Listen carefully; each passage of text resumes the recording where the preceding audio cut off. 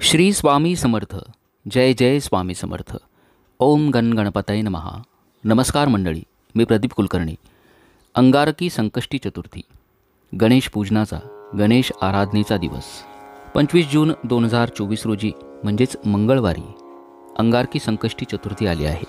संकष्टी चतुर्थी ज्या वेळेला मंगळवारी येते तिला अंगारकी संकष्टी चतुर्थी म्हणतात, जी अतिशय पुण्य फलदायी मानली जाते. आपल्यापैकी बरेच जण संकष्टी चतुर्थीचं व्रत करत असाल. अंगारकी संकष्टी चतुर्थीचं व्रत आपण जर केलं तर 21 चतुर्थी व्रत केल्याचं पुण्यफळ मिळतं. आणि म्हणूनच आपल्या सर्वांनी अंगारकी चतुर्थीच्या दिवशी आपल्याला जी शक्य होईल ती गणपती बाप्पाची पूजा करावी, सेवा करावी, मंत्रसाधना करावी.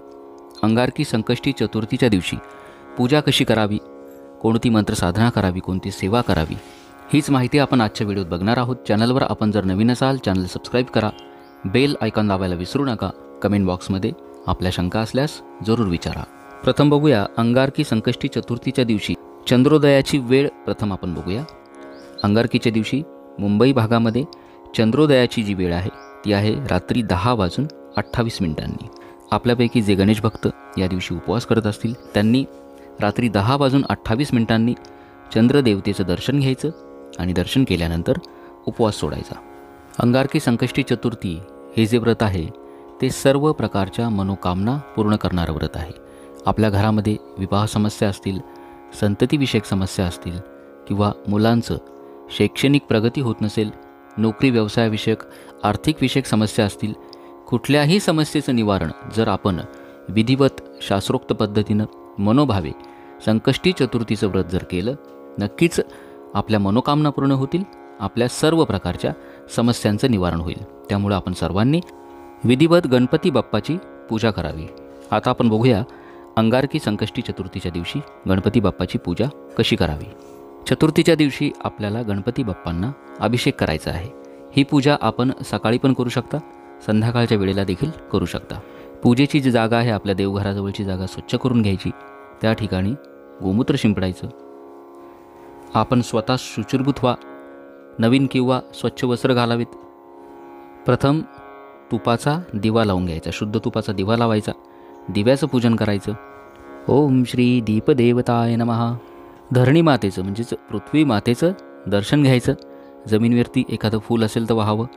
आणि यानंतर आपण आता मुख्य पूजेला सुरुवात करणार आहोत. कुठलीही पूजा करताना संकल्पयुक्त करा. संकल्पयुक्त पूजा केल्यानं ती पुण्यफलदायी ठरते. आणि म्हणूनच आपल्या उजव्या हातामध्ये 2 पळीभर पाणी घ्या. त्यामध्ये हळद, कुंकू, अक्षता, एखादं फूल घ्यावं. मनोमन गणपती बाप्पाचं स्मरण करायचं. गणपती बाप्पाला मनातल्या मनात प्रार्थना करायची की हे गणपती बाप्पा, अंगारकी संकष्टी चतुर्थी निमित्त मी माझ्या घरामध्ये, कुटुंबामध्ये अप्राप्त लक्ष्मी प्राप्त होण्याकरता, चांगलं आरोग्य नांदण्याकरता, माझ्या सर्व मनोकामना पूर्ण होण्याकरता हे संकष्टीचं व्रत करत आहे. ही सेवा, हे व्रत माझ्याकडून करून घ्यावं अशी गणपती बाप्पाला प्रार्थना करायची. आपल्या हातातील पाणी तामणामध्ये सोडून द्यायचं. तामण स्वच्छ करून घ्या. आता आपण गणपती बाप्पांना अभिषेक करणार आहोत. हात जोडायचे, सर्व देवतांचं स्मरण करायचं. ओम श्री महागणपतये नमः. इष्टदेवताभ्यो नमः. श्री सरस्वते नमः. श्री गुरुभ्यो नमः. श्री कुलदेवताभ्यो नमः. ग्रामदेवताभ्यो नमः. स्थानदेवताभ्यो नमः. वास्तुदेवताभ्यो नमः. मातृपितृदेवताभ्यो नमः. वक्रतुंड महाकाय सूर्यकोटी समप्रभ निर्विघ्नं कुरु मे देव सर्वकारेषु सर्वदा. हा मंत्र म्हणून गणपती बाप्पांना आवाहन म्हणजेच गणपती बाप्पांना या पूजेमध्ये आपण बोलवणार आहोत. त्यानंतर तामणामध्ये थोड्याशा अक्षता ठेवाव्यात, जे गणपती बाप्पाचं आसन असणार आहे. आणि त्यावरती गणपती बाप्पाची मूर्ती किंवा फोटो ठेवावा. आपल्याकडे मूर्ती किंवा फोटो नसेल, आपण सुपारी देखील ठेवू शकता.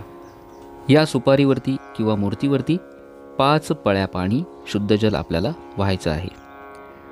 आद्यं समर्पयामि, पाद्यं समर्पयामि, अर्घ्यं समर्पयामि, आचमनं समर्पयामि, स्नानं समर्पयामि. यानंतर 5 पळी आपल्याला पंचामृतानं गणपती बाप्पाला स्नान घालायचं आहे.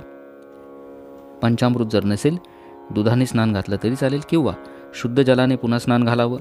पंचामृताने स्नान घातल्यानंतर पुन्हा शुद्ध जलानं गणपती बाप्पाला स्नान घालायचं. 5 पळ्या पाणी पुन्हा सोडायचं. आणि यानंतर 1-1 पळी पाणी हळूहळू गणपती बाप्पाच्या मूर्तीवर व्हायचं आणि गणपती अथर्व शीर्षाचं पठण करा किंवा श्रवण करा. गणपती बाप्पांना अशा पद्धतीनं अभिषेक करायचा.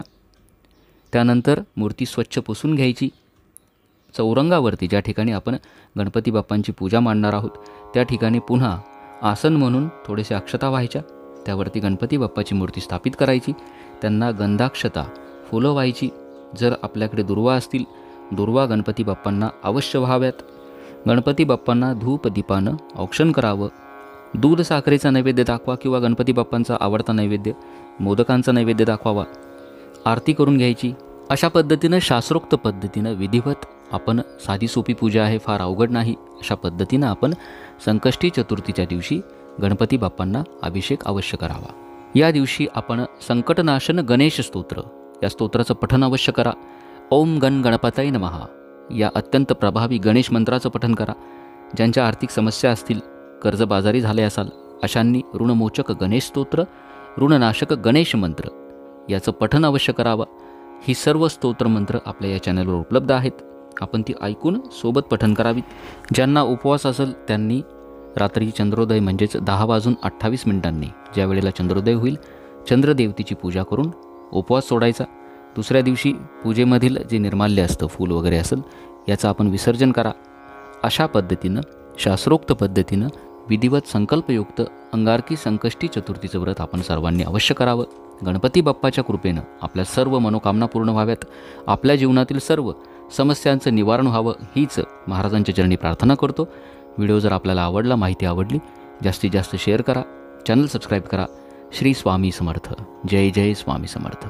ओम गण गणपतये नमः.